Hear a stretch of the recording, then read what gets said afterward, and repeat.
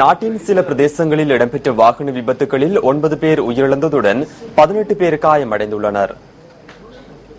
புத்தளம் முந்தல் புளிச்சாக்குளம் பகுதியில் முச்சக்கர வண்டி ஒன்று லொரியுடன் மோதி விபத்துக்குள்ளானதில் 3 உயிரிழந்துள்ளனர்.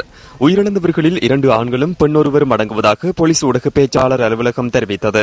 இன்று காலை 6:20 மணியளவில் இடம்பெற்ற விபத்தில் காயமடைந்த மேலும் 2 சிலாபம் வைத்தியசாலையில் அனுமதிக்கப்பட்டுள்ளனர்.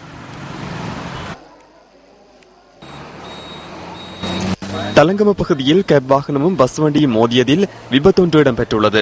பாணந்துறையில் இருந்து கண்டி நோக்கி பாடசாலை மாணவர்களை ஏற்றி சென்ற பஸ் கடுவலையிலிருந்து பத்திரமுள்ள நோக்கி பயணித்த கேப் வாகனத்துடன் மோதி விபத்துக்குள்ளாகியுள்ளது.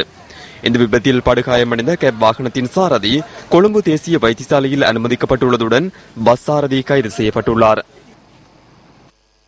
மகியங்கனையிலிருந்து வில்கமுவ நோக்கி பயணித்த கேப் வாகனம் வீதியை விட்டு விலகி விபத்துக்குள்ளானதில் 1 உயிரிழந்துள்ளார். விபத்துக்குள்ளான கேப் வண்டியில் வில்கமுவ பிரதேச சபையின் தவிசாளர் உள்ளிட்ட 5 பேர் பயணித்துள்ளனர். இந்த சம்பவத்தில் மாத்தலை பகுதியில் வசிக்கும் 18 வயதுடைய இளைஞனே உயிரிழந்துள்ளார். காயமடைந்தவர்கள் மகியங்கன வைத்தியசாலையில் அனுமதிக்கப்பட்டுள்ளனர்.